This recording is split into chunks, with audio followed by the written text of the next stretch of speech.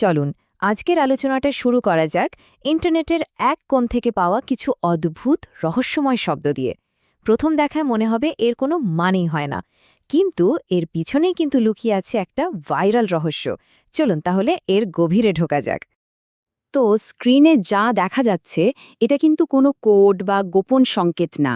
এটা আসলে একটা অডিও ট্রান্সক্রিপ্ট থেকে তুলে আনা কয়েকটা লাইন। প্রথমবার দেখলে মাথাটা একটু ঘুরেই যেতে পারে, তাই না? মানে পুলিশ, স্পিচ, কনফিউজিং স্টোরি এরকম দু একটা শব্দ হয়তো বোঝা যাচ্ছে, কিন্তু বাকিটার কি মানে? সব মিলিয়ে ব্যাপারটা কি দাঁড়াচ্ছে? তো প্রশ্নটা আসতেই পারে যে আমরা আসলে কি দেখছি। এই যে একটা অর্থহীন শব্দের জটলা, এর উৎসটাই বা কি, আর কেনই বা এটা এত গুরুত্বপূর্ণ? ঠিক এই রহস্যটা সমাধান করাই কিন্তু আমাদের আজকের আলোচনার মূল লক্ষ্য। আচ্ছা, তাহলে এবার এই রহস্যের জটটা খোলা যাক। এই যে ভাঙা ভাঙা শব্দগুলো, এগুলো আসলে একটা অসম্ভব জনপ্রিয় অনলাইন শোর অংশ, আর শোটার নাম হলো ভূত.কম। তো এই ভূত.কম জিনিসটা কি? এটা বেসিক্যালি একটা প্ল্যাটফর্ম, বলা ভালো একটা ইউটিউব শো, যেখানে ভূতের আর নানা রকম অলৌকিক অভিজ্ঞতার গল্প শোনানো হয়। আর বাংলাদেশের অনলাইন হরর কমিউনিটিতে এর নাম শোনেনি এমন লোক খুঁজে পাওয়া মুশকিল। আর এই শোটার পিছনে যে কণ্ঠটা রয়েছে তিনি হলেন আরজে রাসেল। ওনার ওই স্বতন্ত্র উপস্থাপনার ভঙ্গি আর গল্প বলার যে স্টাইল, সেটাই কিন্তু শোটাকে একদম আলাদা একটা জায়গায় নিয়ে গেছে। শোটার একটা খুব ফেমাস ট্যাগলাইন আছে, রাসেলের সাথে ভয় ফিরে আসে। আর এটা কিন্তু শুধু একটা ট্যাগলাইন না, এটা শোয়ের ব্র্যান্ডিংয়ের একটা বিশাল অংশ। মানে এই লাইনটা কানে এলেই শ্রোতারা বুঝে যায় যে এবার একটা জমাটি ভয়ের অভিজ্ঞতার জন্য তৈরি হতে হবে। এবার আসা যাক ভূত.কমের সবচাইতে ইন্টারেস্টিং পার্টটাতে। এর যে এত সাফল্য, এর মূল রহস্যটা কি জানেন? এর আসল রহস্যটা লুকিয়ে আছে এর ফরম্যাটের মধ্যে, যেটা কিন্তু সরাসরি শ্রোতাদের অংশগ্রহণের উপর নির্ভর করে তৈরি। ওই যে আমরা শুরুতে একটা ট্রান্সক্রিপ্ট দেখছিলাম, সেখান থেকেই একটা লাইন পাওয়া যায়, আমি কোনো গল্পকার নই, একজন শ্রোতা হিসেবে বলছি। এই একটা লাইনে কিন্তু পুরো শোটার আইডিয়াটাকে একদম পরিষ্কার করে দেয়। মানে এখানে কোনো পেশাদার লেখকের লেখা গল্প বলা হয় না, বরং সাধারণ শ্রোতারাই তাদের সাথে ঘটে যাওয়া ঘটনাগুলো শেয়ার করেন। এর প্রসেসটাও কিন্তু একদম সহজ, কিন্তু দারুণ এফেক্টিভ। শ্রোতারা নিজেদের জীবনের ভয়ঙ্কর অভিজ্ঞতাগুলো ইমেলে পাঠিয়ে দেন। তারপর আরজে রাসেল সেই গল্পটা তার নিজের সিগনেচার স্টাইলে পড়ে শোনান, আর সেই গল্প পৌঁছে যায় লাখ লাখ মানুষের কাছে। তৈরি হয় একটা শেয়ার্ড ভয়ের অনুভূতি।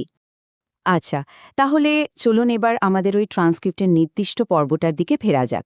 এপিসোডটার নাম ছিল ভয়ানক বাড়ি। আমরা যদি এই পর্বটাকে একটা কেস স্টাডি হিসেবে দেখি, তাহলে শোটার পুরো গঠনটা আরও সহজে বুঝতে পারব। তো ট্রান্সক্রিপ্টটা যেহেতু পুরোটা নেই, তাই পুরো গল্পটা বোঝা একটু মুশকিল, কিন্তু কিছু ক্লু বা সূত্র কিন্তু আমরা খুঁজে পেতেই পারি। যেমন ঘটনাটা যে একটা পরিবারকে নিয়ে, সেটা বোঝা যাচ্ছে। গল্পে একজন স্ত্রীর কথা আছে, ট্রিটমেন্ট বা চিকিৎসার কথা বলা হয়েছে। আবার দেখুন, হোস্ট নিজেই কিন্তু পারিবারিক গোপনীয়তা বজায় রাখার কথা বলছেন। তার মানে গল্পটাতে নিশ্চয়ই কোনো সেন্সিটিভ দিক ছিল। আর সবচেয়ে মজার ব্যাপার কি জানেন? হোস্ট নিজেই কিন্তু পর্বের একটা জায়গায় গল্পটাকে কনফিউজিং স্টোরি বা বিভ্রান্তিকর বলেছেন। আমার মনে হয় এটাই শোটার অথেন্টিসিটির সবচেয়ে বড় প্রমাণ। মানে এখানে কোনো কিছু সাজিয়ে গুছিয়ে বা এডিট করে বলা হয় না। শ্রোতারা ঠিক যেভাবে তাদের অভিজ্ঞতাটা পাঠিয়েছেন, সেটাই তুলে ধরা হয়। আর বাস্তব অভিজ্ঞতা তো মাঝে মাঝে একটু অগোছালো বা অসম্পূর্ণ হতেই পারে, তাই না? তাহলে আসল প্রশ্নটা হলো, এই রকম একটা শো এত পপুলার কেন? এর পিছনে সাইকোলজিটা কি? কেন মানুষ এই ভয়টা পেতে ভালোবাসে? এর জনপ্রিয়তার মূল চাবিকাঠিটা কিন্তু একটাই শব্দে বলা যায়, বাস্তবতা। যখন শ্রোতারা জানেন যে এই গল্পটা কোনো লেখকের কল্পনা নয়, বরং অন্য কোনো মানুষের সাথে ঘটে যাওয়া একটা বাস্তব ঘটনা, তখন এর ইম্প্যাক্টটা কয়েক গুণ বেড়ে যায়। আর ঠিক এই জিনিসটাই ভূত.কমকে বাকি সব হরর শো থেকে একদম আলাদা করে দিয়েছে। সাধারণত হরর ফিল্ম বা গল্পে আমরা কি দেখি? পেশাদার অভিনেতা, স্পেশাল এফেক্টস, কাল্পনিক সব দৈত্য দানব। কিন্তু ভূত.কমের মডেলটা দেখুন, এটা অনেক বেশি পার্সোনাল। এখানে কোনো স্পেশাল এফেক্টস নেই, আছে শুধু একজন বর্ণনাকারী আর তার কণ্ঠে উঠে আসা একটা বাস্তব অভিজ্ঞতা।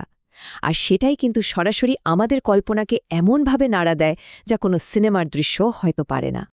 শেষ করার আগে চলুন একটা প্রশ্ন নিয়ে ভাবা যাক, কোনটা বেশি ভয়ঙ্কর, যে ভূত বা দানবকে আমরা স্ক্রিনে দেখতে পাই সেটা, নাকি যার কথা আমরা শুধু শুনি আর বাকিটা নিজের মনে মনে কল্পনা করে নিই? আমাদের কল্পনার শক্তি কিন্তু অনেক সময় পর্দার যে কোনো দৃশ্যের চেয়েও বেশি ভয়ঙ্কর হতে পারে। ভূত.com ঠিক সেই কল্পনার জগৎটাকেই উস্কে দেয়।